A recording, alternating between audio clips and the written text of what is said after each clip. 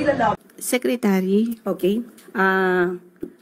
Tapos na po yung tanungan natin kanina. Binanggit ko lamang po ang mga videos na ito na mag-ingat po tayo. Ako po!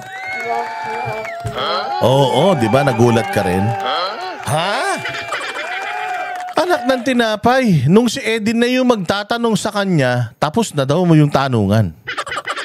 Puta ko, hindi pa nakakapagtanong yung tao. At saka kung may tanong pa yung tao, bakit hindi ka pwedeng tanungin? Anong papel mo dyan? mga bilang lamang po ng mga barangay yung nandito at wala yung mga pangalan ng mga barangay na ating ang naitanong dun sa previous briefing. Nung tingnan natin ay halos kalahati nito, kaya pala siya makapal habang pinapakita niya. Yun! Ang yabang pala nito ni Castro, pinakikita niya yung papel, ang kapal-kapal ng papel. Kasing kapal ng pagmumukha niya. Pucha, binisto pala siya ni Eden. Anong laman, Eden? Eden, anong laman nung papel? Anong laman? Nung tingnan natin ay halos kalahati nito, kaya pala siya makapal habang pinapakita niya kanina sa brief. Sinong makapal? Yung papel o yung mukha ni Claire o yung makeup niya o yung kalyo sa utak niya?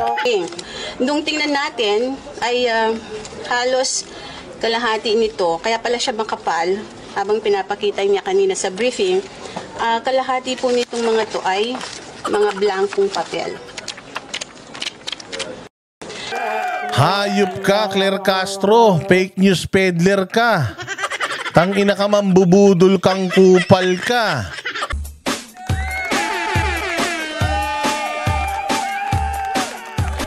Dancing with the beat with DJ Glenn on the mix.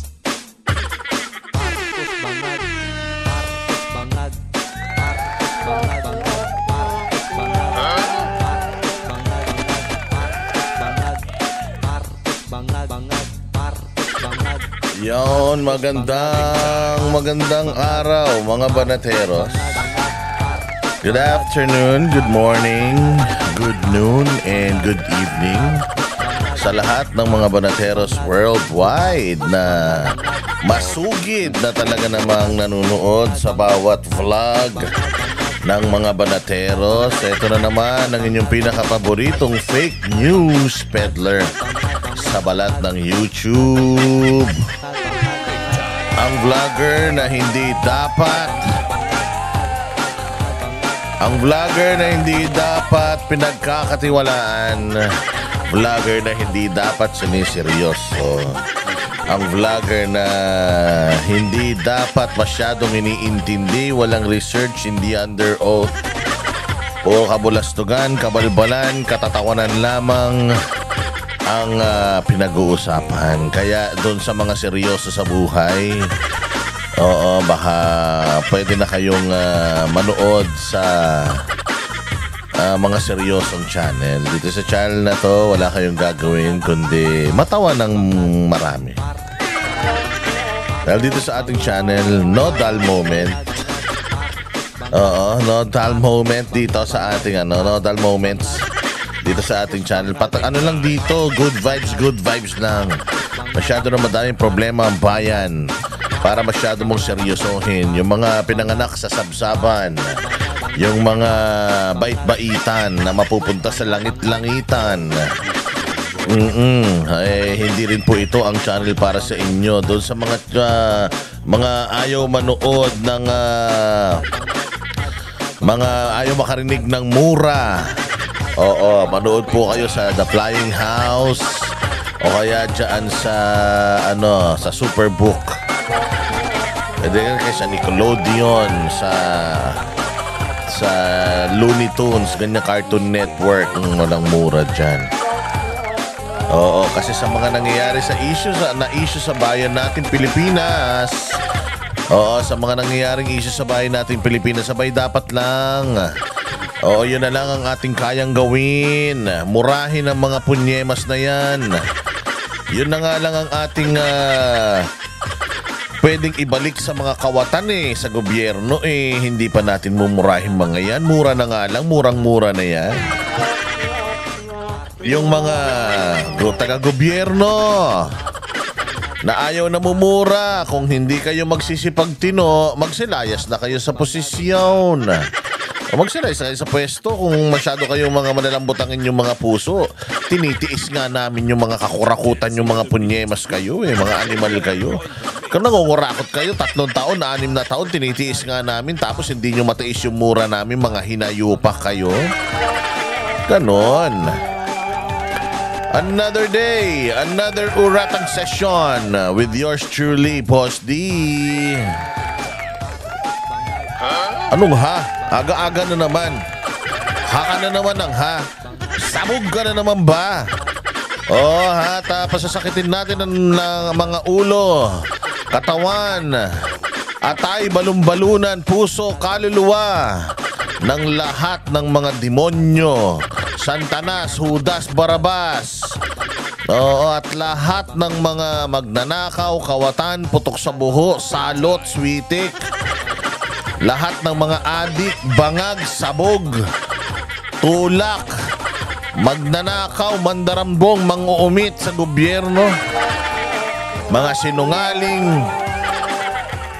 mga puro pangako. O lahat yan, babanatan natin dito. O dinan mo, di ba? Yun na nga lang ang kaya natin gawin para sa mga mahal natin sa buhay, yung mga pahirap sa bayang Pilipinas, mamura man lang natin. Hindi ba, libre naman yan, murang-mura yan. O, di pagmumurahin natin sa kanila. A wise man said.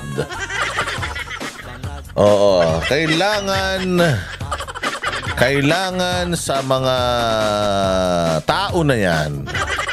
Oo, kailangan sa mga tao na yan, sa mga magnanakaw, kawatan, yung ganyang lengguwahe. Actually, mas masahol na lengguwahe pa nga daw dapat dahil sa kahayupang ginagawa nila sa Pilipinas. Diba? Oh. Dumaan na naman ang weekend, mga bossing. Dumaan na naman ang weekend at may bago na naman pong araw. Ngayon po ay araw ng Martes ba ngayon? Ngayon po ay araw ng Martes. Hindi tayo nakapag-upload ng video kahapon dahil medyo busy tayo. And I hope na may magandang mangyari ngayong araw na to. We have been waiting for that for the longest time. Sana may magandang mangyari ngayong araw na to para sa bayang Pilipinas. Isang magandang senyalis na gumagana ang batas.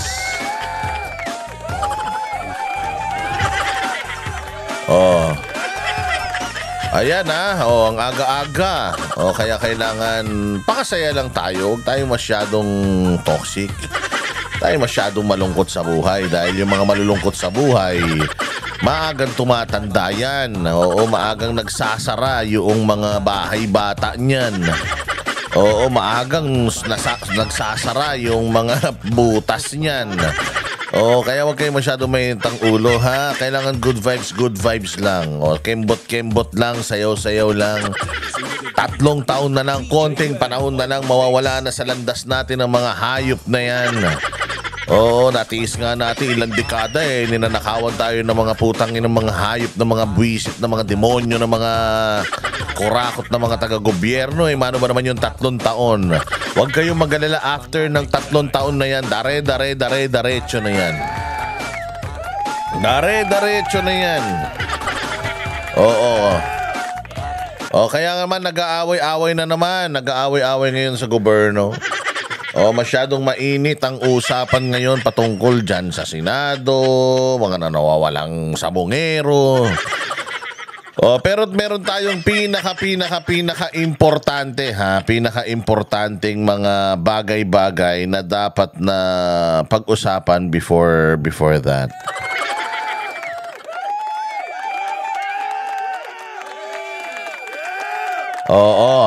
Importante.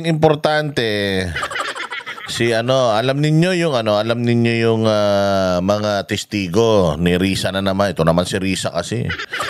Puros pasaway. Pag-usapan natin na maigi yung kay Risa. Maikli lang.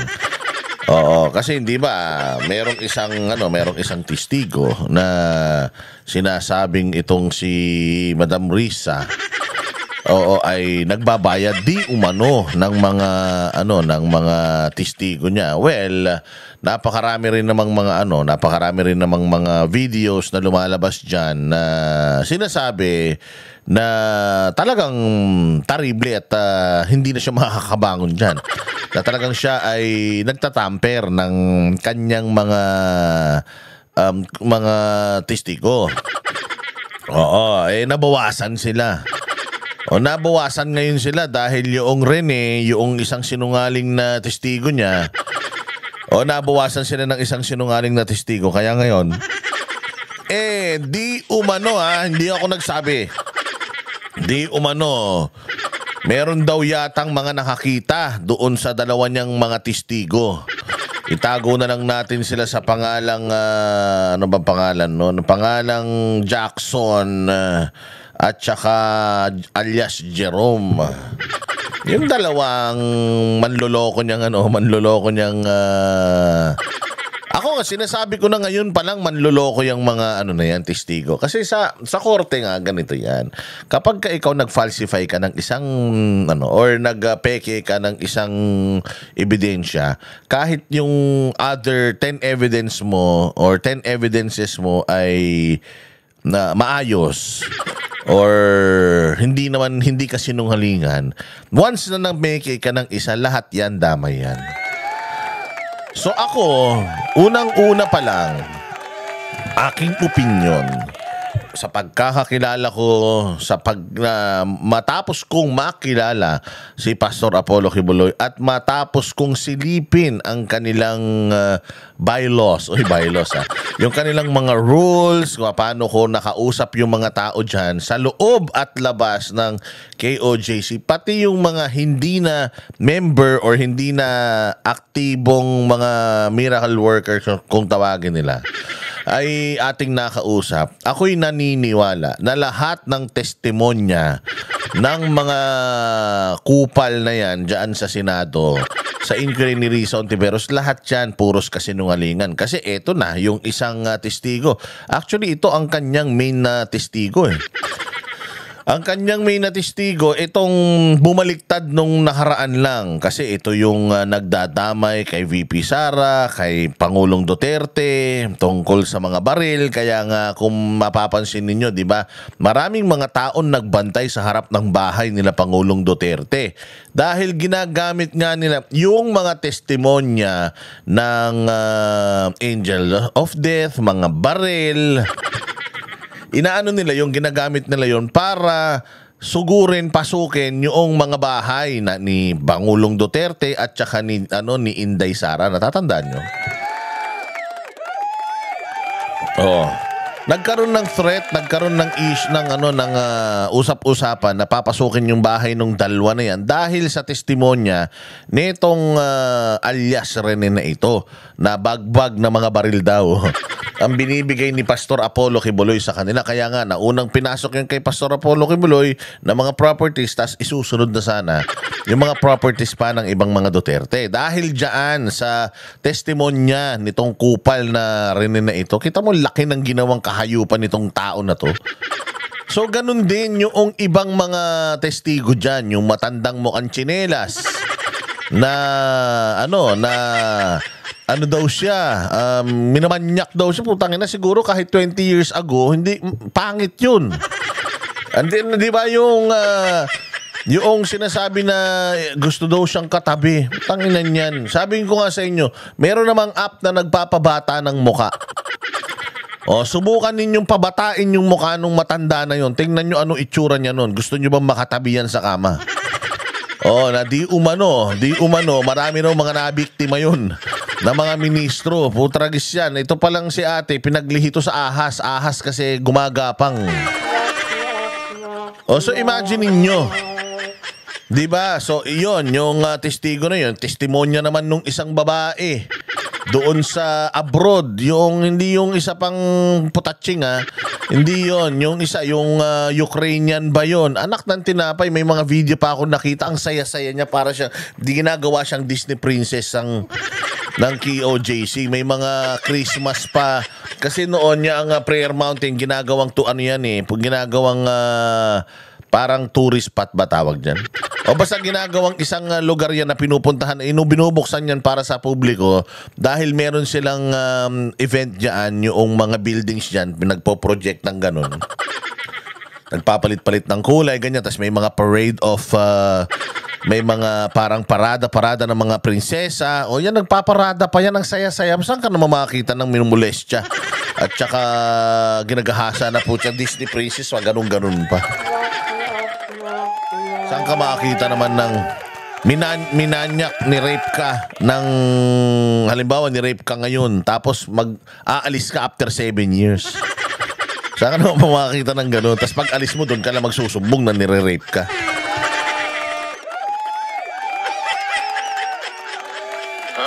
Oo.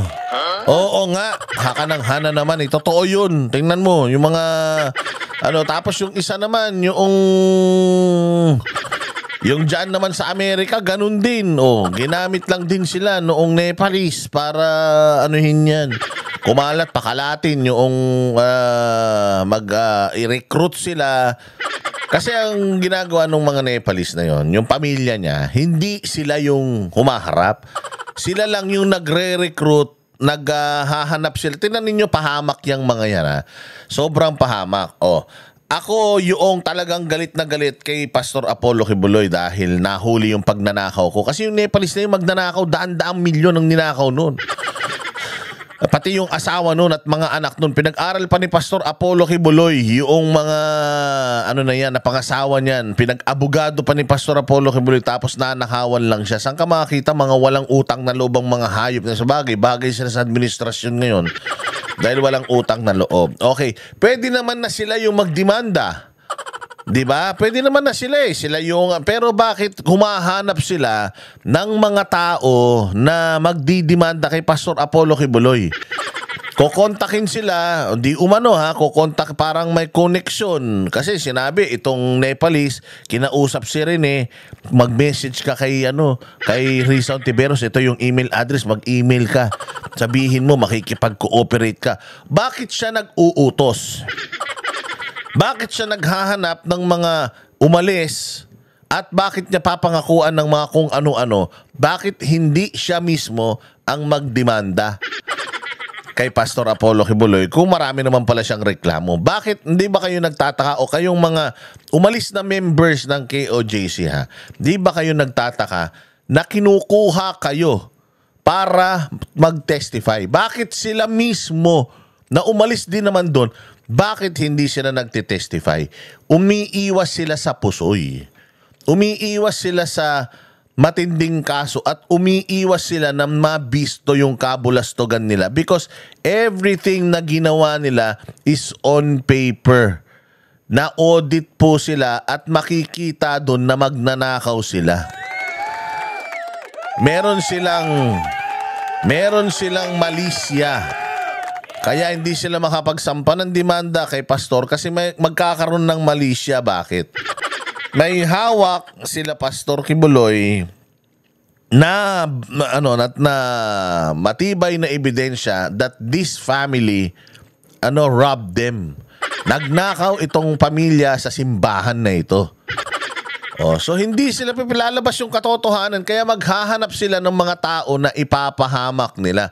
Di umano itong Jackson at saka itong isang kupal na kasama niya na may siraulo yata, di umanong naghahanap ng mga panibagong tetestigo para mas mapatibay yung kanilang gawa-gawang mga kaso at istorya kay Pastor Apollo Kibuloy.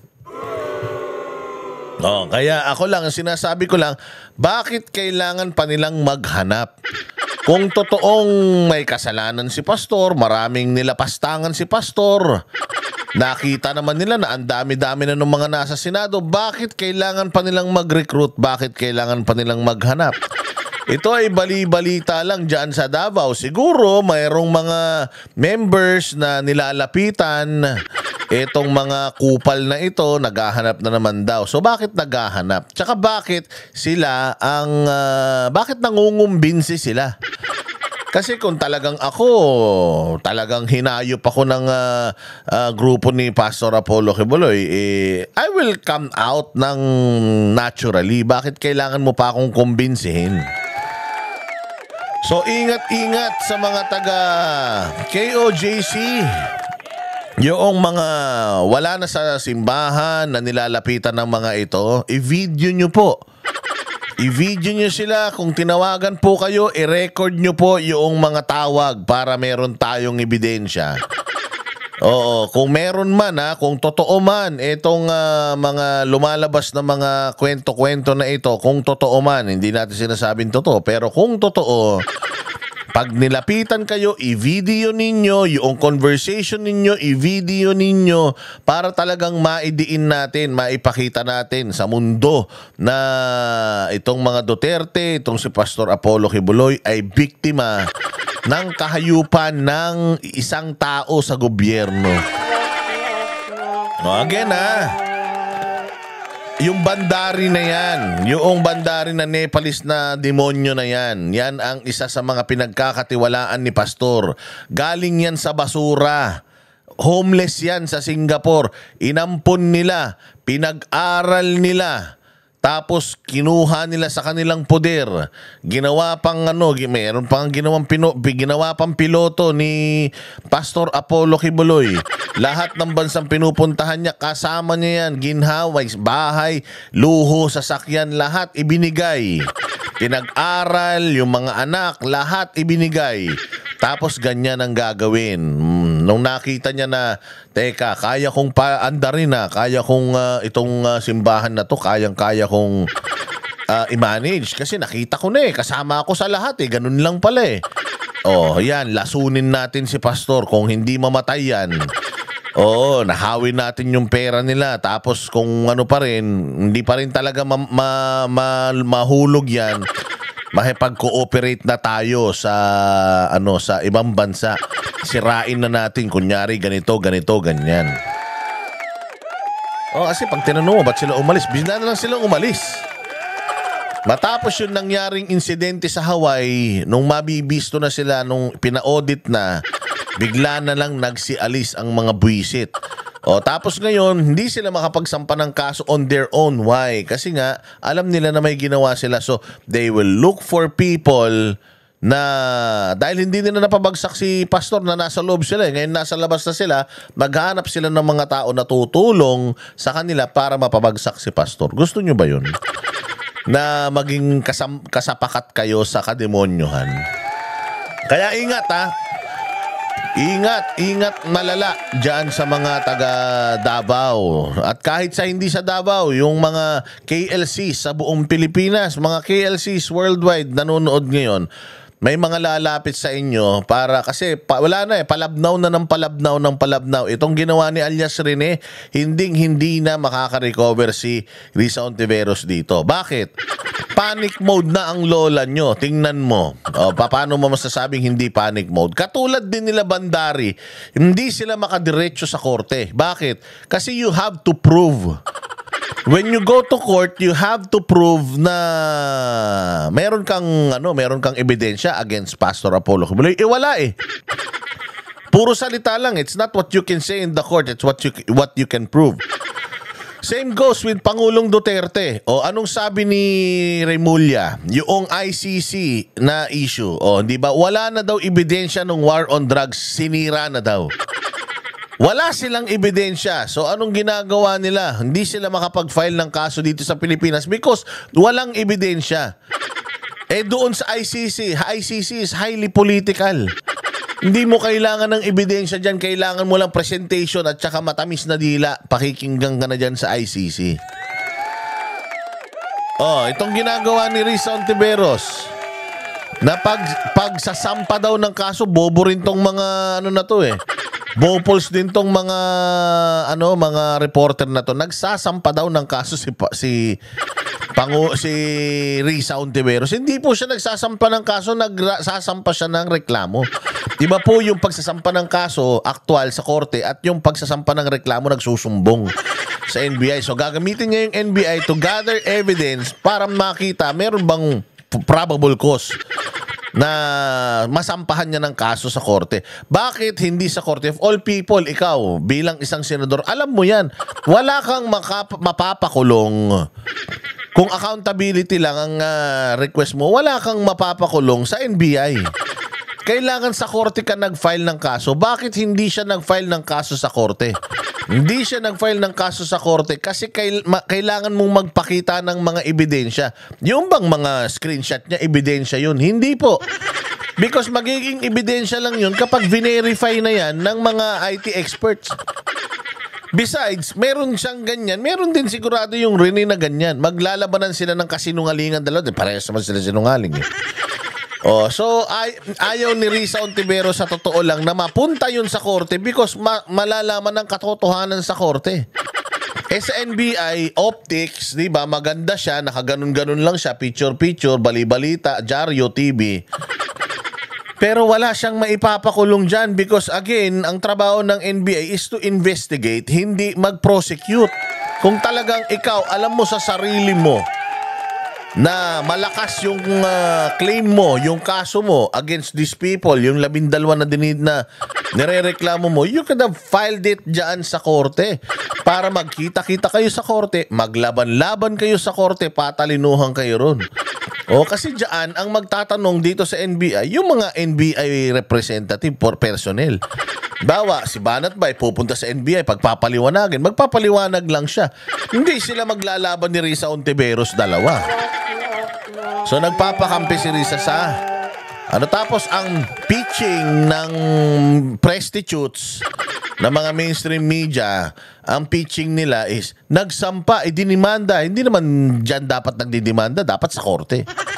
Meron bang magdidimanda sa NBI? NBI, hanapan ng ebidensya. Tapos, dadalhin sa DOJ, hanapan ng probable cause. Sino complainant? Ang magiging complainant, NBI, hindi na si Risa. Diba? Binigyan niya na pa ng trabaho yung NBI. Kaya dyan mo malalaman na talagang kaya ito yung lagi natin sinasabi, lalong-lalo na sa mga whistleblower na yan. Nako, walang whistleblower na mula pa sa history ng mga whistleblower. Lahat yan, pagkatapos nilang maging whistleblower, nagpalit ng identity. Hindi ko sinasabing wag na kayong maging whistleblower pero doon sa mga whistleblower na nag-iimbento ng kanilang mga testimonya, tandaan nyo, sira na ang buhay nyo. Hindi habang panahon kaya kayong proteksyonan ng mga nangangako sa inyo na nakaupo sa posisyon because eventually mawawala din yan mga yan sa pwesto at pag nawala yung mga yan sa pwesto, pababayaan na kayo niyan. Yung witness protection program nila sa inyo, it will end kapag wala na rin sa kapangyarihan niyang mga yan. You are on your own. Maaaring may natatanggap kayo, allowances, bahay, libre ang pagkain nyo, kuryente, tubig, but eventually it will stop. And when it stops, you will always, you have the need to look on your shoulders. Lagi kayong lingon ng lingon dahil alam nyo sa mga sarili ninyo that you have wronged someone. Na may sinira yung mga testimonya ninyo dun sa maikling peace of mind ninyo dyan sa mga safe houses kung saan kayo nilalagay. Pag wala na silang kailangan sa inyo, palalabasin na kayo. You are on your own. Bahala kayo sa buhay nyo. Magpapalit kayo ng pangalan, magpaparitoke kayo ng mukha. Grabe yan, ikamamatay niyo yung problema na yan. Lalo na kapag kayo ay mga testigo na gawa-gawa lamang. Yang mga kinikita nyong pera, kung may mga nagbabayad sa inyo, hindi kayo kayang isalba niyan. Kahit gaano karaming pera pa yan. Sabi ko nga, hindi kayo, hindi nyo mabibili si Satanas. Kahit gaano karami yung pera na nakuha nyo from dyan sa scam ninyo, hindi nyo mabibili si Satanas. All of you will go dun sa process na magsiswimming kayo sa kumukulong asupre. Tandaan nyo yan. Di ba? Speaking of Oh, speaking of din, dito muna tayo sa sa interview ni VP Sara. Oo, kasi sa totoo lang, medyo tayo rito. Medyo nalungkot tayo mga bossing dito sa pangyayaring ito na si Pangulong Duterte ay nangangayayat daw po ng sobra-sobra. Isa ito sa sinasabi ko nga na kahayupan ng gobyerno. Unang biktima si Pastor Apollo Kibuloy, ang simbahan niya at yung mga namatay dahil diyan. Tapos ito, pangalawa, itong impeachment kay VP Sara. At pangatlo, itong pagpapamigay ng gobyerno natin kay Pangulong Duterte diyan sa dahig, mga bossing. Oo, wait lang. Bakit gano'n? Hindi ko na ito ma-full screen. Naka-full screen na ba, Are? Hindi. Ito. Subukan natin. Ayan. I-full screen natin. Ayan. So, sige. Ito na. Panoorin natin yung interview ni VP Sara at alamin natin kung ano pa ang estado ni Pangulong Duterte. Nung nakaraan, si Madam Elizabeth Zimmerman, meron din siyang interview. Kasi nga, after noong isang linggo yata or 2 weeks na bawal bumisita kay Pangulong Duterte because of NATO, 4 times a week na yung visiting, ngayon, yung pwede kang bumisita.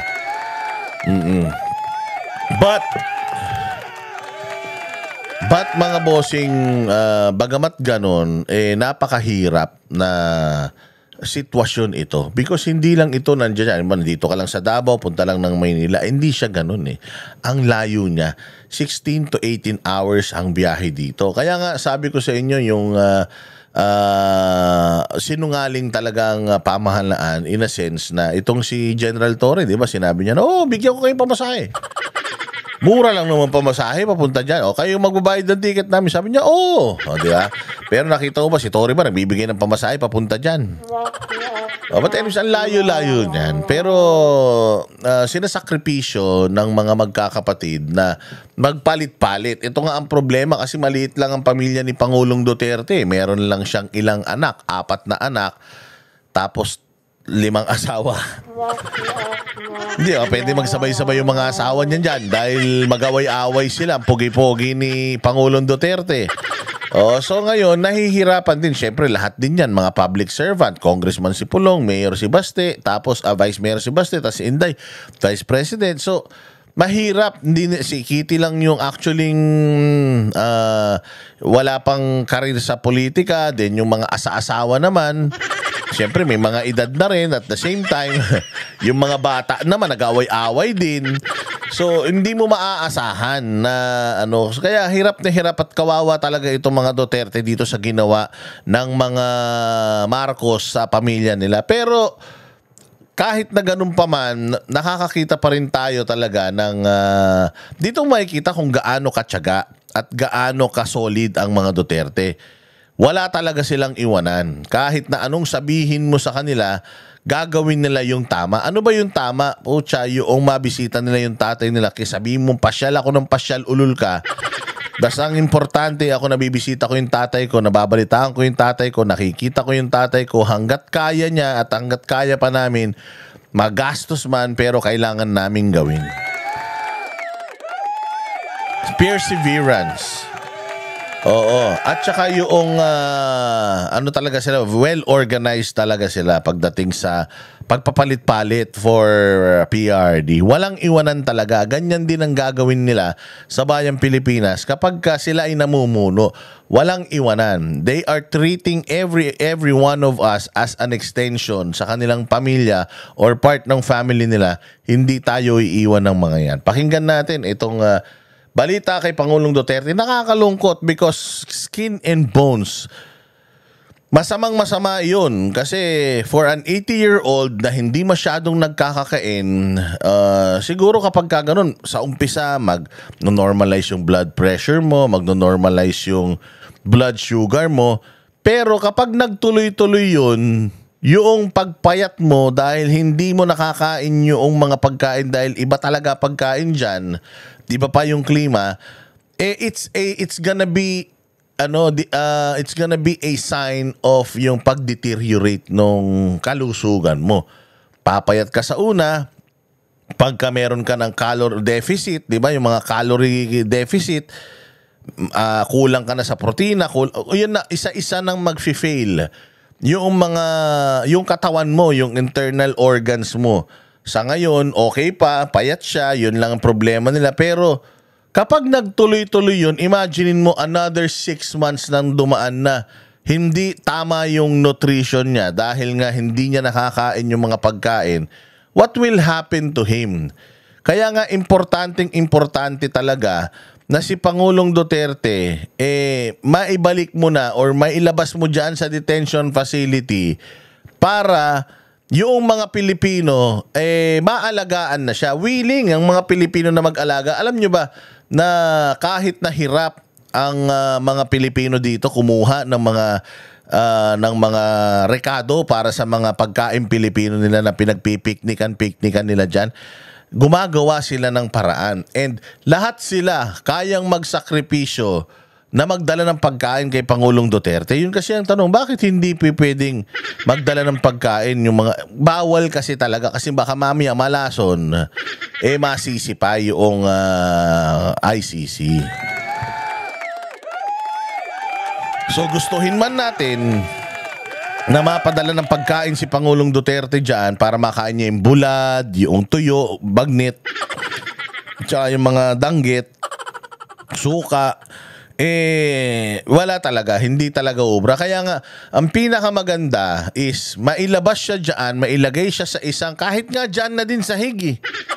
Mailabas lang siya ng bahay, mailagay siya sa isang normal na tahanan na napapalibutan siya ng mga taong mahal niya, nagmamahal sa kanya at mahal niya rin. Ayun, tuloy-tuloy tayo kahit gaano katagal yung kaso na yan. Di ba? Kawawa Basta po kayo, ma'am. Okay lang man. Dumating kami nung Sunday. Yes, kahapon. And okay naman yung flight. Medyo nakakapagod lang talaga yung biyahe kasi 16 hours na total flight time. Hi! How are you? Yes. So, Ma'am, kamusta po ang aming pinakamamahal na inyong ama, dating Pangulong Rodrigo Duterte? okay lang siya. Very good mood today. Una niyang nasabi noong pumasok ako, sabi niya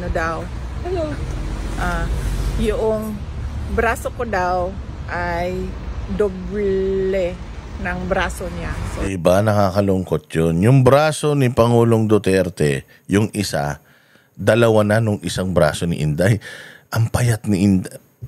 Mukha lang chubby si Inday sa TV, pero ano yan, maliit lang ang braso niya. Mas malaki kaysa sa ibang braso ng ibang babae na nanununtok to eh. Pero yung isang braso ni Inday, dalawang braso na ni Pangulong Duterte. Imagine gaano kapayat si Pangulong Duterte, hindi ba? Yun yung nakakalungkot. Kasi for an 80-year-old person na ganun kapayat, kung noong medyo mataba pa si PRD, inaakay na siya at binubuhat na halos at talaga namang hindi na makalakad, lalong-lalo na kaya ngayon na pumayat siya. Ibig sabihin, when you get thinner, you get weaker. Pag pumayat ka, mas hihina ka. Tama? Hindi ko alam pero hindi ako nutritionist. Pero ako ganun. Pag medyo bulk ako, malakas ako mag-workout. But when I'm getting thinner and thinner, humihina ako ng humihina mag-workout. Kasi nga, wala nang napagkukunan ng energy yung katawan ko dahil nga lean na ako. Wala na siyang tabang sinusunog. So, yun yung siguro mas gumaan lang siya dahil pumayat siya. Pero yung katawan niya, sigurado ako kung malnourishment yun pag pumayat ka eh. Ibig sabihin, wala kang sigla pagka ganyan. Nakakalungkot. dalawang braso daw niya, yung isang braso ko.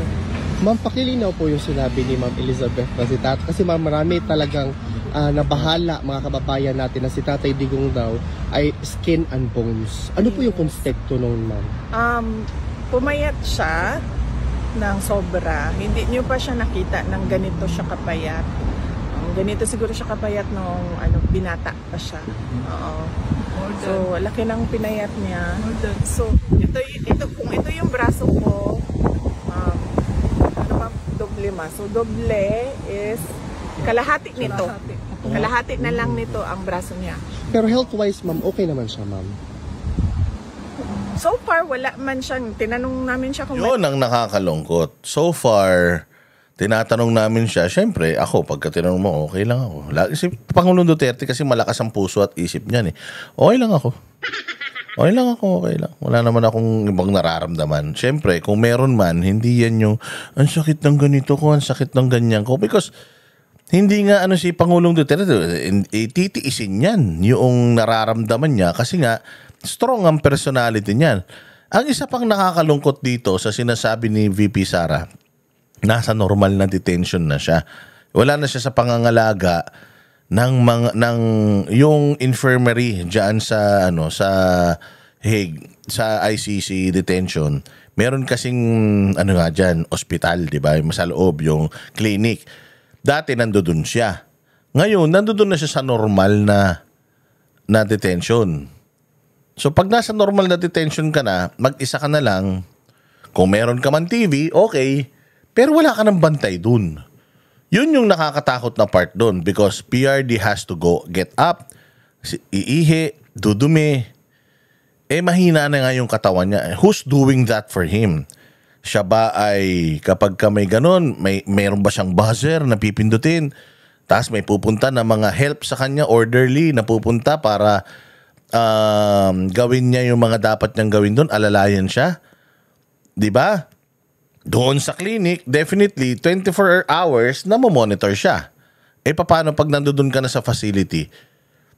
Malalaman na lang nila na hindi ka okay kapag hindi ka na gumagalaw. Tulog ka na, hindi ka na gumigising. Halimbawa, labasan na, buksan ng pinto, labas konti, paaraw, tapos hindi ka na gumalaw. Doon lang nila malalaman, huli na lahat. Yun yung pinaka nakakatakot doon, mga bossing, na paano kung isang araw bumigay itong ating pinakamamahal na presidente, sino ang sisisihin natin? At doon pa lang ba tayo kikilos kapag nangyari yun, di ba? may mga complaints siya, wala naman siyang nararamdaman daw. So, okay naman siya on that note. Kasi wala din naman siya sa hospital part ng prison. Nandun siya sa regular niya. Yan, so kasi kung nandun siya sa hospital, pwede mong kausapin yung mga doktor na how is he? He's getting thinner. How is he? Mga ganun mo sila. Pero ito hindi nandun na siya sa regular na preso. So wala na silang nakakausap. But definitely si Kaufman is on top of everything. I'm sure na nakamonitor naman si Attorney Kaufman, and I'm sure na pag nakita naman ni Attorney Kaufman yung kalagayan niya, hihingi naman niya ng assurance sa medical team dyan na i-monitor si Pangulong Duterte. I'm pretty sure, hindi naman tayo rito yung paawa lang. Hindi tayo nagpapaawa. We are just telling people kung ano na ang estado ni Pangulong Duterte ngayon. And ano pa ba? Kaya pa ba ng mga puso nyo na ang isang tao na naglingkod sa bayan ng matapat ay tinatamasa itong mga ganitong mga nangyayari o sa kanya or pinagbabayaran yung mga dapat na experience ng mga demonyo sa Pilipinas, siyang taong matuwid ang nakakulong ngayon, di ba? Anong pakiramdam? Detention unit. Kasi lahat ng mga Pilipino, ma'am, talagang nagdadasal para sa speedy recovery ni PRRD kasi we are definitely more than willing to welcome him sa outside world. Oh yes, oo. Marami ang nagdadasal na sana ay mag-grant na yung ma-dismiss na yung kaso based on jurisdiction at hindi pa ma-desisyonan yun ngayon ay mabigyan siya ng interim release. Ma'am, meron bang mensahe si PRRD sa mga kababayan natin sa buong mundo? Sinabi niya na I did what I had to do for my country and then I have no regrets sa mga ginawa ko. Ma'am, nasabihan niyo ba siya na hindi talaga titigil yung mga Pilipino sa pagsuporta sa kanya? Alam mo, dito ako nabilib kanila Alvin. Kasi even if they have things to do the reason why they're there, because probably they're working or studying, they have their life there before PRD. Pero nung nagpunta si PRD dito sa The Hague, it made parang ginawa nila is naging part na ng buhay nila. Ginawa nilang parte ng buhay nila at parte ng mission nila sa The Hague. Yung makasama si Pangulong Duterte at makapagpakita ng suporta dyan sa The Hague. Regardless kung ano yung mga pinagsasabihin itong mga punyeta na to na pinagkakakitaan lang nila yan. Kaya sila nandiyan dyan kasi nagva-vlog sila. Regardless, all of us has to earn our living. Diba? Kailangan natin yun. Kailangan na if they're earning from it, let's say for example, they're vlogging, they're earning from their vlogs there, that's okay. I mean, lahat naman, even this media, nagre-report naman sila sa atin para kumita di ba? So, kung itong mga nandiyan sa The Hague, kumikita because of their live streams, because of the donations, of yung mga mapagmahal na mga Pilipino na nakikita yung mga effort nila, anong pakialam ninyo? So be it. Ang importante, nagagawa natin yung mga bagay na kaya nating gawin just to show PRRD, just palakasin yung loob ni PRD, palakasin yung loob ng pamilya ng mga Duterte na we are kumbaga, they can count on us, di ba, na we have their backs. Alam niyo yung ibig sabihin? Totoo yan, na tayo ay nasa likod lang nila at nakasuporta sa kanila. Maaaring di man tayo nakatulong sa pagpigil na mapaalis si Pangulong, na matapon si Pangulong Duterte dito, pero hindi naman tayo humihinto na ipakita na we appreciate you, mahal ka namin, you've done your part, kami naman, di ba?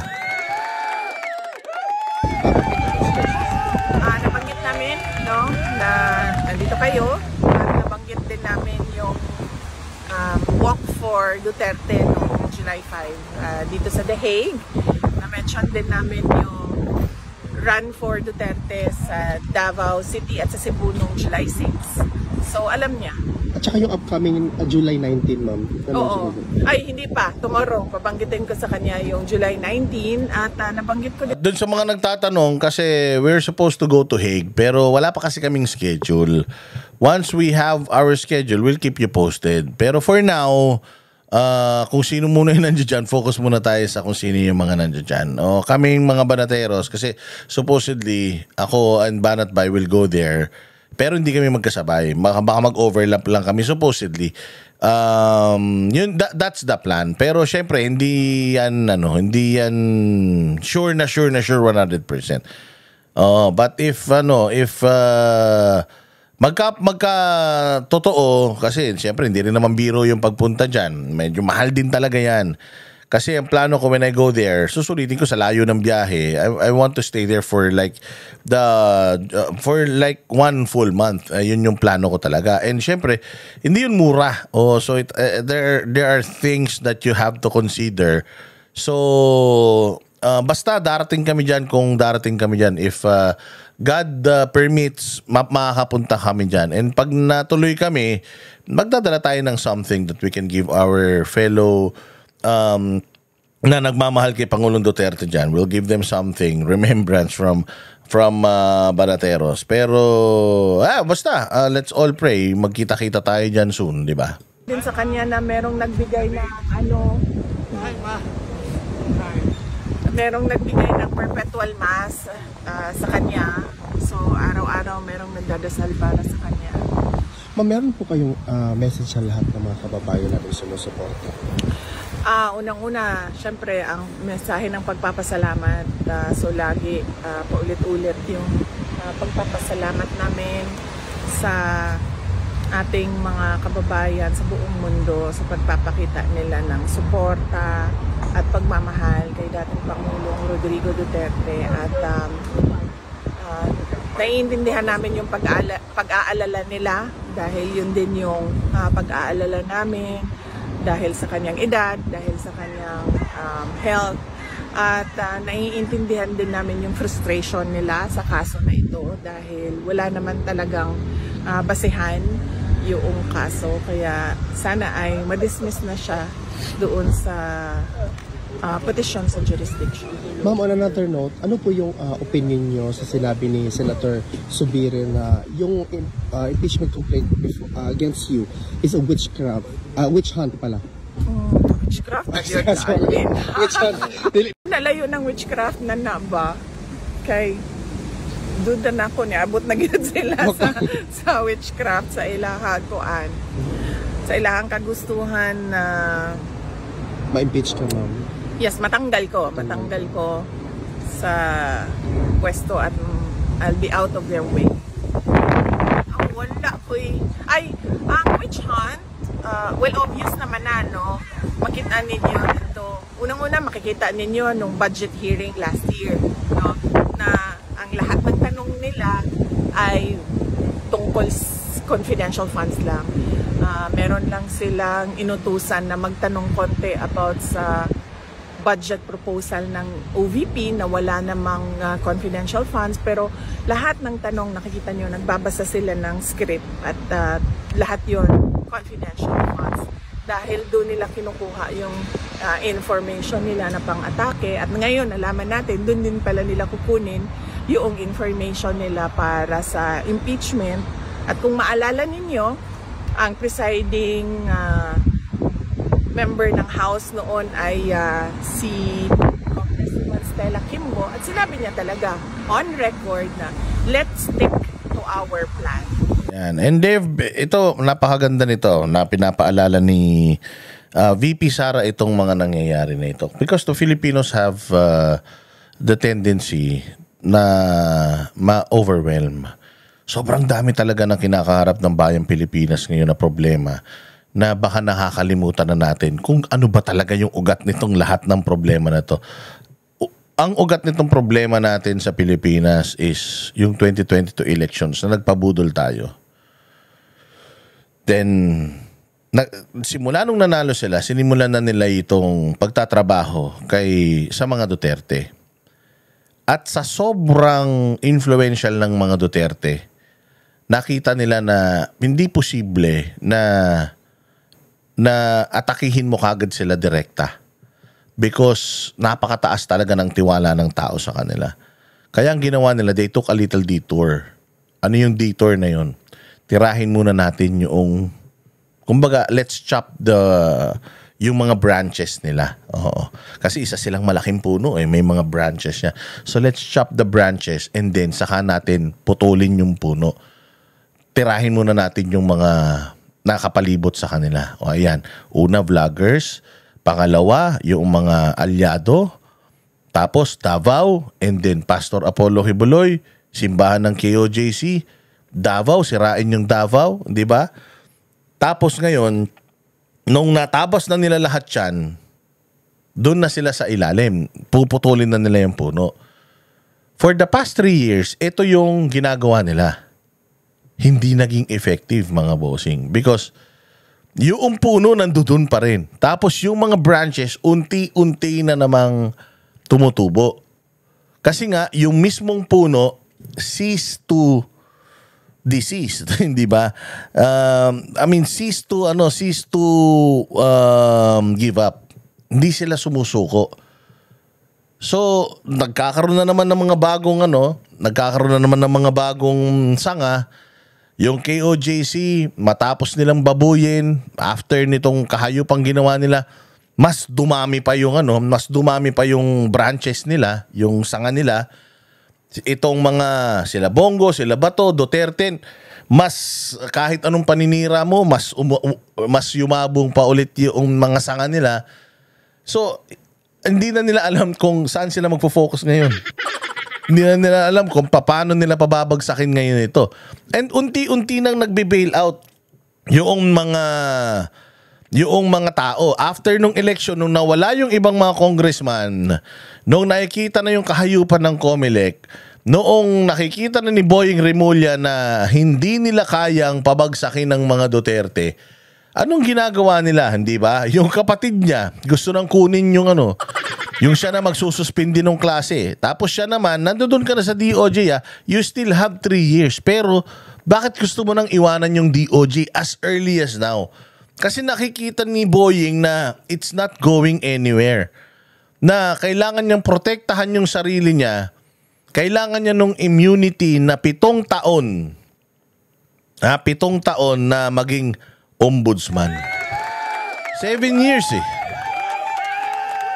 Mantakin mo, napakamakapangyarihan ng, mas makapangyarihan ng ang DOJ sa ombudsman. Kasi ang ombudsman, ang kapangyarihan lang niyan is magkaso sa mga sitting government official.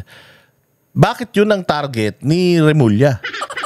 So dito ngayon sa DOJ, ang maganda sa DOJ, buong Pilipinas, lahat ng piskalya sa buong Pilipinas, iyo, NBI, iyo. Yung mga kulungan, mga sa'yo lahat yan. O, hindi ba? So, mas maganda at makapangyarihan ka talaga dyan. Pero bakit niya gustong mag-downgrade?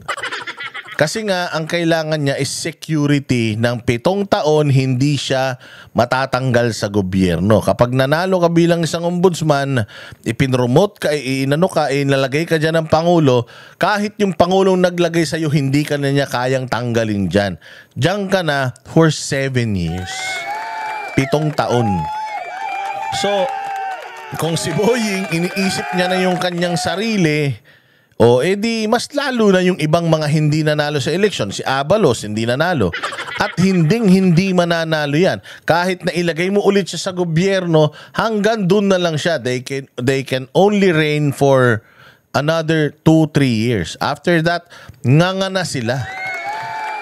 Balik na po sa mga Duterte ang kapangyarihan. Hindi na nga nila na putol yung puno, putik, nakabalik pa sa kapangyarihan. Mas matapang pa yung ipinalit nila kay Pangulong Duterte. Yari na, kaya double time ngayon yung mga magnanakaw. Double time ngayon yung mga nagnanakaw sa gobyerno at yung mga adik, pusher, mga kriminal. Double time ngayon. Alam nila na may taning na buhay nila Pagdating ng 2028 at nanalo to, sigurado ubos ang komunista, ubos na naman ang adik, ubos na naman ang mga kurakot sa gobyerno. Patay kayong lahat. Tandaan nyo yan. Hindi kayo lahat, hindi na kayo sisikatan ng araw. Ito na talaga yung totoong Duterte magic. O, nung una kasi, naging mabait pa si Pangulo sa inyo But itong tao na to, after what you did to her, itong first 3 years ninyo, kayo ang kung maging loka-loka ito, kung maging loka-lokang presidente to at she will go after everyone na nanakit sa pamilya nila. Hindi mo siya masisisi. Grabe yung ginawa nyo talaga sa kanilang mga hayop kayo so ako talaga gusto ko pag upo nito, she will be vengeful. Gusto ko talaga she will go after lahat ng ng mga tumrabaho sa kanila para naman, 'di ba? Maibalik yung stress doble pa. Ang gagawin nila sa Pilipinas, tandaan nyo anong ginawa nila kay Isko Moreno sa Maynila? Ang ginawa nila kay Isko Moreno sa Maynila, winarak nila yung sinira nila, as in binaboy nila Maynila. Tambak ang basura, tambak ang utang.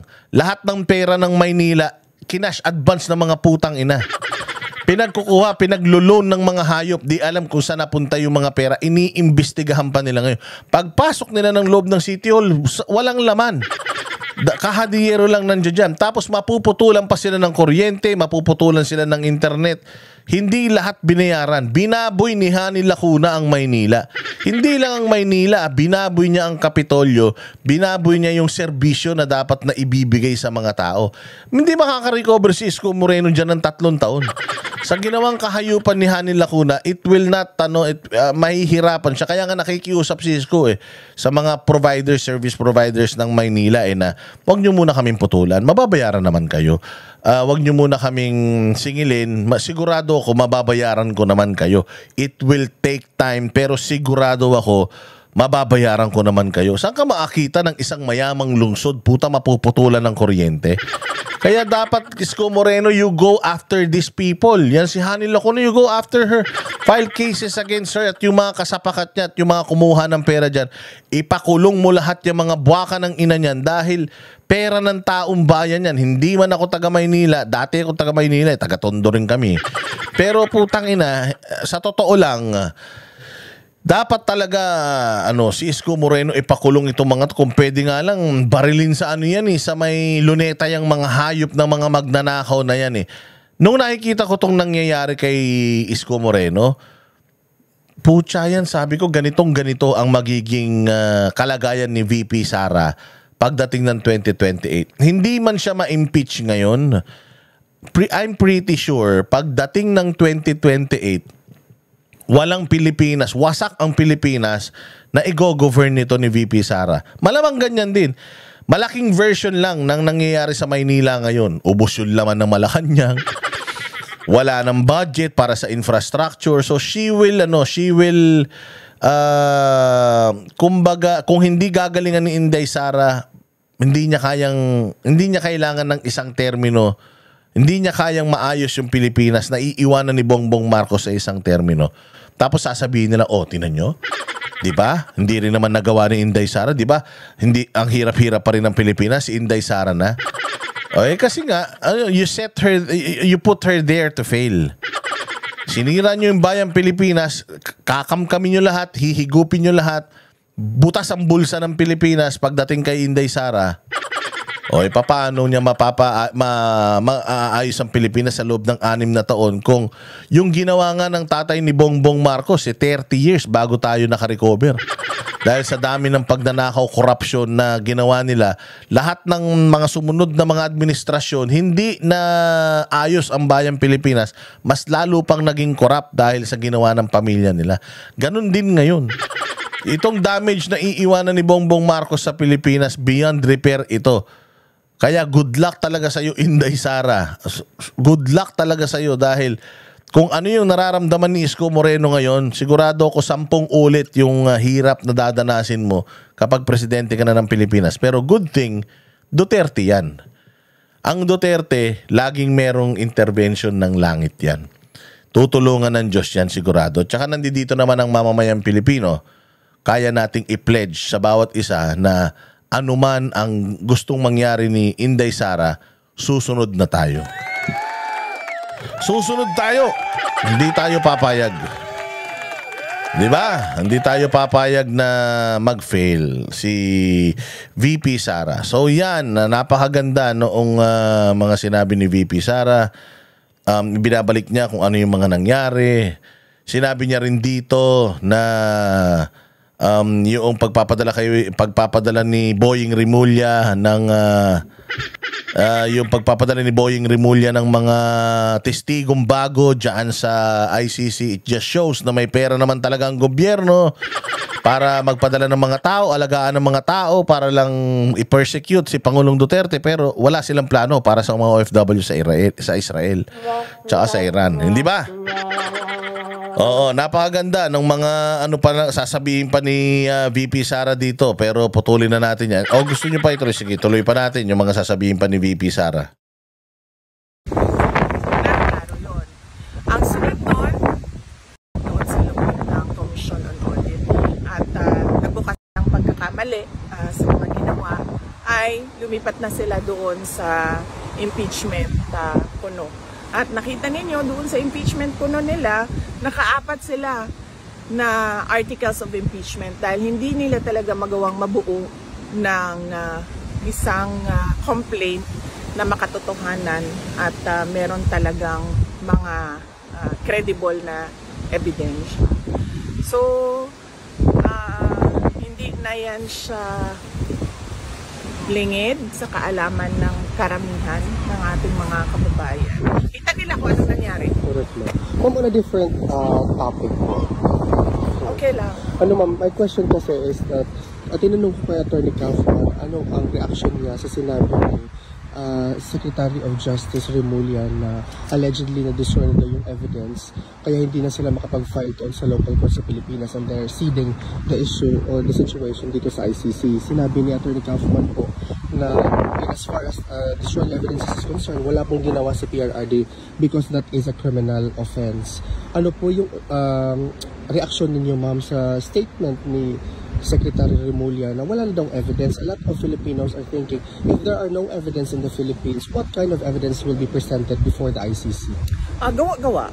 Gawa-gawa talaga na ebidensya. At yung ibang ebidensya nila, meron din tayong ebidensya na kinuha yon by force or intimidation or harassment of individuals. So, makikita din natin yun soon, very soon. Thank you, VP. Will you be attending the SONA, VP? Of course not. No SONA for me. Kasi confirm na yung ano natin, Korea natin na Filipino community natin. Bukod po dito sa The Hague, do you intend to visit other places in your district? Wala po.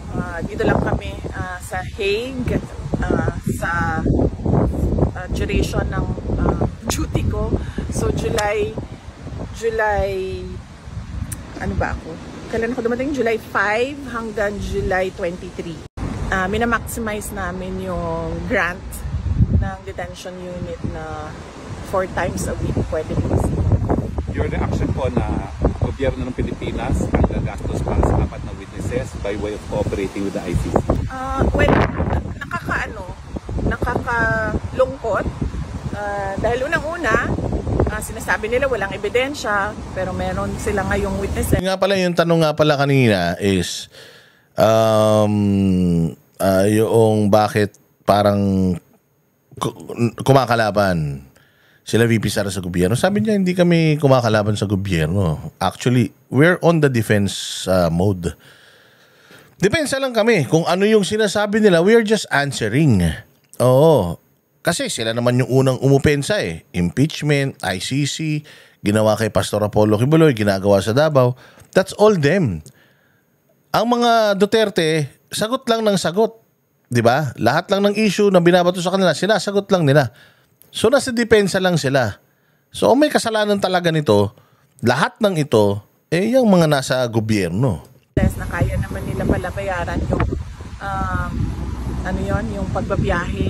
Pero nakakalungkot kasi sobrang bagal ng galaw nila para sa ating mga kababayan na naiipit sa kaguluhan sa Iran at sa Israel. Kaya kaya nakikita natin at nakikita ng taong bayan nasaan ba talaga yung priorities ng administration na ito. Apparently puro politika lang yung paninira sa politika lang yung kanilang prioridad at hindi yung mga mamamayan. Ma'am, on a different parang susundan ko yung question, ma'am, by the way. Sinabi po ni President President Marcos na i-stop na daw po natin yung pamumulitika at it's now time for us to work. Siguro tumingin siya sa salamin, no? Pag sinasabi niya yung stop na ang pamumulitika kasi sila yung namumulitika. Ang ginagawa lang namin lahat ay sumasagot kami, di ba? Attorney Harry Roque, ikaw isang biktima ka din. Dahil you are known to be an ally and a very close lawyer of President Duterte. So, wala naman kaming ginagawang atake. Ang sa amin lahat ay sagot at depensa. So, sila ang tumigil at sila yung nasa administrasyon, sila yung tumigil at sila yung tumutok sa kung ano yung dapat na ibigay para sa taong bayan. Yung special affirmative defenses po sa impeachment, yung hindi pwede mag-carry over at saka barred na impeachment complaint. How confident are you that the Senate will solve that first before hearing the... Ayun, so napakaganda nang sinabi ni VP Sara na ang gobyerno, itigil nyo ang pamumulitikan nyo. Kasi yun nga, may sinabi na naman nga si BBM na itigil na lang ang pamumulitika, tanginan yan, na tayo daw ay dapat na magkaisa. Ulul, putang ina ninyo, kayo ang pasimuno ng politika, mga poke ng ina nyo.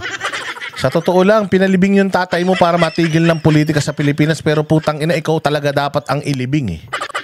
No, sa palagay ko, hindi si Makoy Jr. Senior ang dapat nilibing para matigil ang politika eh. Ang dapat ilibing ikaw talaga eh. Tingnan nyo Noong umupo si Pangulong Duterte, ang gulo-gulo. Dilawan, pulahan, away ng away. Nagsawa ang taong bayan sa away ng parehas na magnanakaw na angkan ng Marcos at mga Aquino.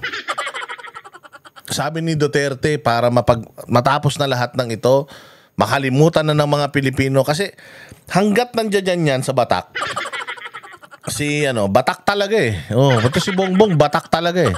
Hindi, taga Batak yan eh, dyan sa Ilocos. Sabi ko nga match na match yung lugar kung taga saan siya eh. Tsaka kung ano siya eh. So, dyan sa Batak, nandiyan yung patay na Marcos Sr. Ang sabi ni Pangulong Duterte, hanggat nandiyan yan, sariwa sa mga isip ng bawat Pilipino na sa mga pinaggagawa niyang kumag na yan. So, ilubog na natin yan para makalimutan na siya. At makalimutan na yan, back to zero na tayo, magkaisa na tayo, nation building. Inilibing si Bongbong, galit na galit. Si Marcos Sr., galit na galit yung mga dilawan. Pauhukay pa daw. Ngayon, si Pangulong Duterte, hindi na politika. Di ba? Ginamit niya pa yung mga makakaliwa, nilagay niya sa gobyerno, pumalpak din.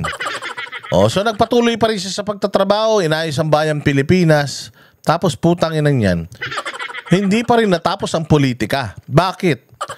May buhay pa sa mga Marcos tsaka Aquino, kaya hindi matapos-tapos. Dapat ilibing lahat yan Siguro ang kailangan talagang ilibing natin, hindi sa ilalim ng lupa Para maayos ang Pilipinas, kailangan mailibing sa limot ang mga Marcos at ang mga Aquino at Liberal Party. Lahat yung mga yan, pag yan nilibing natin sa limot, sigurado ko makakapag-move on na ang bayang Pilipinas. Mahiya kayo. Ang Cambodia, punyemas, na angatan na tayo. Alam nyo ba na mas marami ng turista ang tungo sa Cambodia kaysa sa Pilipinas? Ano ba meron sa Cambodia? Tangin na yan, wala naman silang El Nido dyan. Wala silang Coron Palawan. Wala silang Boracay dyan. Di hamak. Wala silang rice terraces dyan, Banawi. Wala silang Baguio dyan. I mean, di hamak na mas maganda sa Pilipinas. Kaya lang putangin na puro kriminal at magnanakaw sa Pilipinas. Kaya yan, Diyos ko po, nangyari, bulok pa yung mga airport. Kaya naungusan na tayo ng Cambodia. Pag natapos yung kanilang gigantic na mga airport, tapos ang Pilipinas. Wala na tayong kabagapag-asa. Diyos mio. Kaya ayan ang problema natin ngayon. Napakarami natin kinakara, pero dito naman tayo. Bago tayo magtapos, magpunta naman tayo dito kay Claire. Punta tayo kay Claire. Punta tayo kay Claire, ha? Kasi nitong nakaraan, itong si Eden, ito pong si Eden ay planong tanggalin diyan sa Malacanang Press Corps, kasi ang Net 25 hindi mo yan pwedeng tanggalin sa Malacanang Press Corps kasi lahat lahat po ng mga media outlet sa Pilipinas, yung mga legal na mga media outlet ay member po sila ng Malacanang Press Corps. At bawat isang media outlet ay merong kanya-kanyang mga representative para maging part ng press corps. Okay, nung mga nagtatanong-tanong diyan, Malacanang reporter, tawag diyan Malacanang beat. Meron ding Senate beat, Congress beat, meron yang ganun. Kung may mga representative sila bawat ahensya. Ang SMNI po ay member pa rin at part pa rin ng Malacanang Press Corps. Pero bakit wala sila doon? Kasi nga, hindi ni-renew yung car pass nila. Ano yun? Maglalakad sila? Di ba? Hindi sila pinapaparada na sa loob. Kasi nga, dahil legally, sila ay member pa ng Malacanang Press Corps. Kaya lang, dahil nga alam nila na ang SMNI ay aligned sa mga Duterte, hindi na nila, kumbaga makakapasok, pero wala na yung mga pribileyo na yung car pass. Siyempre, pag wala kang car pass, paano papasok sa Malacanang? Maglalakad ka. Ang masaklap pa, yung ID nila, wala rin, hindi pa rin ini-issue. So, hindi sila makakapasok. So, Sila ay legal membro pa pero wala na silang wala na silang mga gagamitin para pumasok. Malacanang yan. Siyempre, sobrang secured niyan. At kung makapasok man sila dyan, pucha yan, talagang binabantayan sila. Pwede namang i-report itong mga presko ni Kupal na Claire Castro Kahit wala sila So eto, pinapatanggal nila sa UNTV, pinapapalitan si Eden. Bakit? Of all the media na nandiyan dyan, bakit si Eden lang yung pinapapalitan? Yan ang problema sa gobyerno natin na mahina. Kapag mahina ang kokote ng PCO, Sir J. Ruiz, mahina din ang kokote nito ni Claire Castro, tapos mahina rin ang kokote ni Bongbong, pipigilan nila yung mga tao na maging kritikal. Kaya ka nga nagre-report is para tanungin ka. Abogado ka pa naman, Claire Castro. So, syempre, pag nagre-report ka, kung ano yung nire-report mo, syempre, tatanungin sa'yo. Di sana sabihin mo, bawal magtanong. O kaya wag ka na magpapasok dyan, ikaw na lang mag-isa. Mag-report ka na mag-report ng mga ginagawa ng gobyerno. Tapos, kapag ka tinanong ng mga reporter na, ano bang preba, paano mo nasabi na ganito, ganyan, tapos magagalit ka. Ngayon, sinasabi nito ni Castro na hindi daw siya ang nagsasabi na tapalitan si Eden. Putang ina, sino?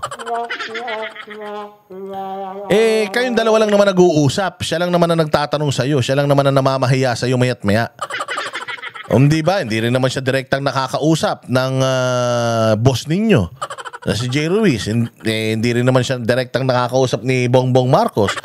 Ikaw lang naman ang makapalang mukha ng salita dyan. Ba't ikaw, ang hilig mong bumanat, pero kapag ka fina-fact check ka, inis na inis ka. So ngayon, hindi daw siya ang nagpatanggal kay Eden. Sige, tuloy natin to. Unang-una ba naman po ilalabi na mawala ang isang reporter dito? Diba? Unless meron talagang violation. Hindi ako po ang nagpapasya niya. Hindi naman din po ako yung secretary. Hindi ka maging secretary, tanga ka Oo, okay lang maging spokesperson na tanga ka, pero maging secretary na tanga ka, marami na masyado dyan sa gobyerno. Huwag ka nang dumagdag, huwag ka na mangarap. So, hindi naman po ang may hawak ng maro. Tayo yung press officer lang. So, kung ikinakabit nila sa akin ito, sorry, you're wrong, fake news. Fake news daw. Fake news daw fake news. So parang sinasabi niya dito, wala siyang galit kay Eden. Ang sinasabi niya dito, wala siyang pag-aalinlangan kay Eden. Ito, panoorin niyo to. News. Unang-una ba naman po ilalab? Secretary, Okay. Tapos na po yung tanungan natin kanina. Binanggit ko lamang po ang mga videos na ito na mag-ingat po tayo. Ako po! Oo, di ba? Nagulat ka rin? Ha? Anak ng tinapay, nung si Eden na yung magtatanong sa kanya, tapos na daw mo yung tanungan. Puta, kung hindi pa nakakapagtanong yung tao, at saka kung may tanong pa yung tao, bakit hindi ka pwedeng tanungin? Anong papel mo dyan? Nandiyadyaan ka para magsalita. Ngayon, yung mga press corps, sila yung parang representative ng mga Pilipino. Wala naman kami. Papuntahin mo kami dyan, Banateros. Makakapagtanong kami sa'yo. Sabi nga ni Guanzon putang na si Eden pa lang, natataranta ka na. Kung ako pa nagtanong sa'yo, baka mataik ka sa bibig. Diba? Meron siyang sinabi. Tapos si Eden, handa na naman si Eden para tanungin siya sa kanyang kabobohang sinabi.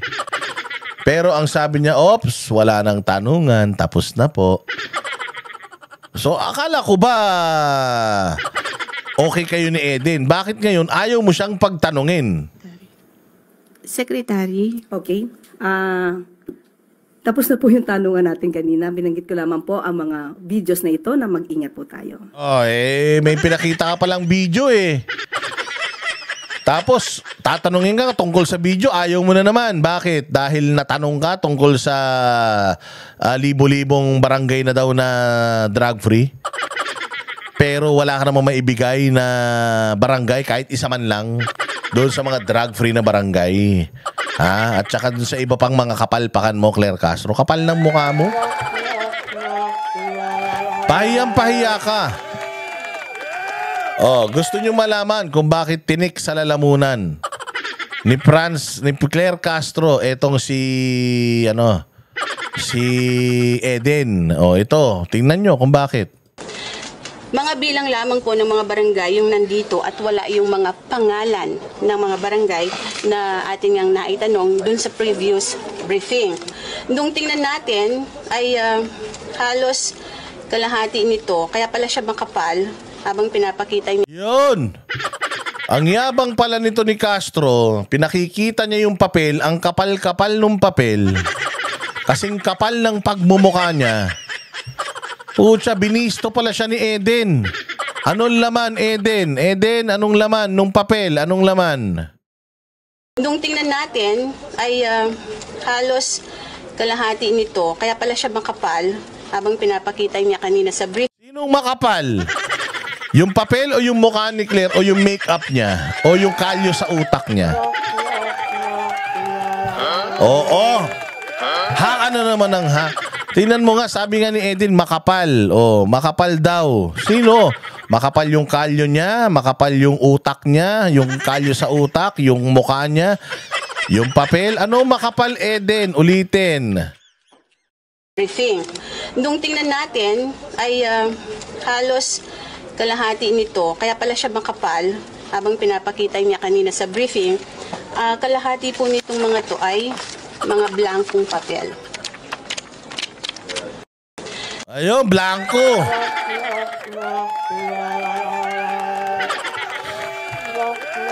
Hayop ka, Claire Castro. Fake news peddler ka. Tangina ka, mambubudol kang kupal ka.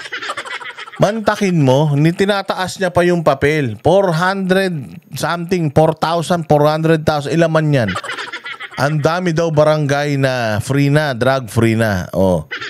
Tangina, nabisto siya ni Eden na ang kapal-kapal daw nung tinaas niyang papel. Kaya natapatanong siya ano bang barangay? Bigay ka lang 3.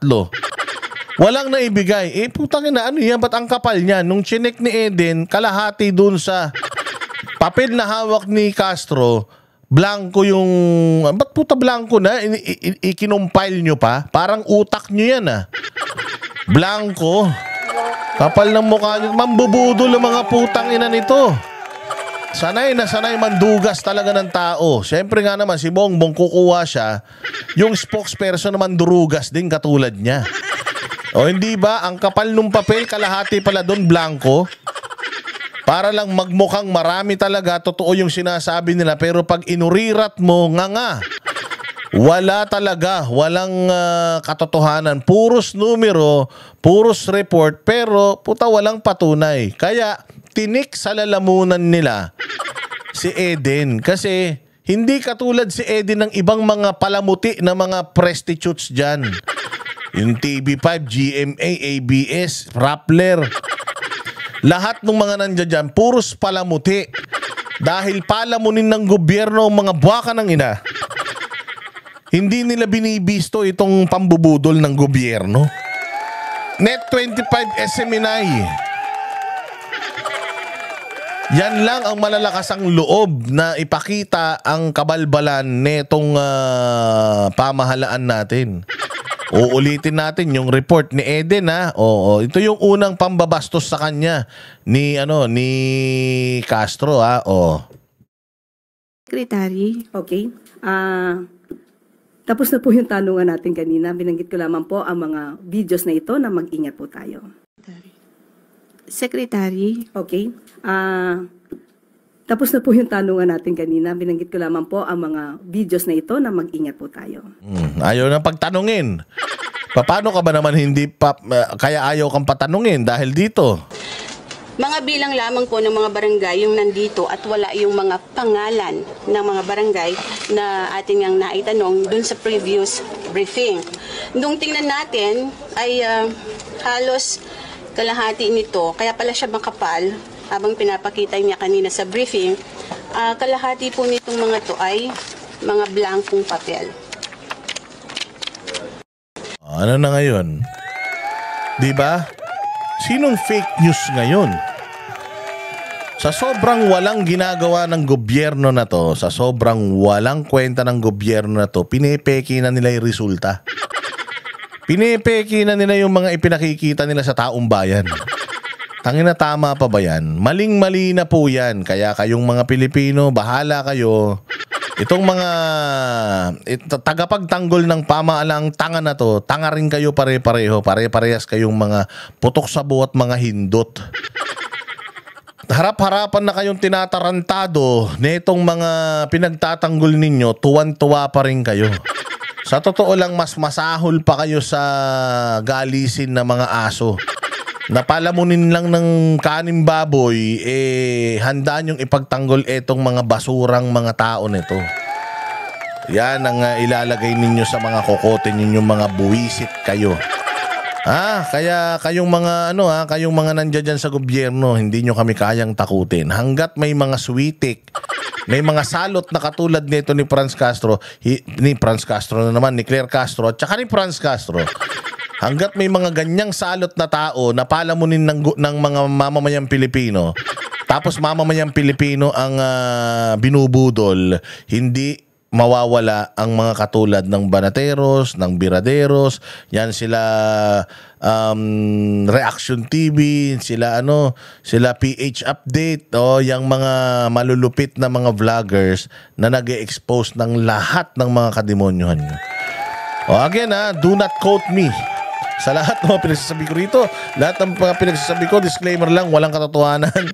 Puros kabalbalan, kabulastugan lamang. Maraming salamat sa inyong panonood. Thank you po sa inyong like, share, at sa pagsusubscribe. Siyempre, maraming salamat din po sa nagbibigay ng kanilang blessings, support things dito sa ating channel. Maraming nagtatanong paano ba magpa-member. Sige, maggagawa ako ng recording ng pagpapa-member, tapos i-play natin dyan para makita ninyo kung papaano. Okay, maraming salamat po. Mabuhay kayo.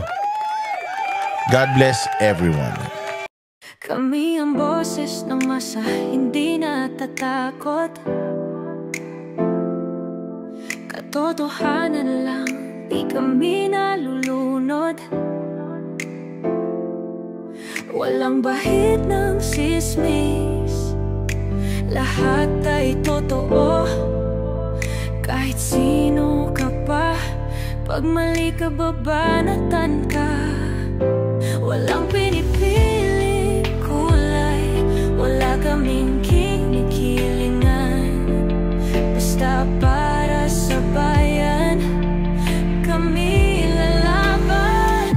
Pag tama palakpakan, pag mali banatan. Di matitinag, di matatakot, para sa bayan tuloy ang sigaw. Sa harap ng kamera, walang halong takot. Mga baluktot, lahat kayo'y tutumba. Ang hustisya at totoo, yun lang ang mahalaga. Kahit sinong harang, di kami matitinag. Walang pinipiling kulay, wala kaming kinikilingan. Basta para sa bayan, kami lalaban. Pag tama palakpakan,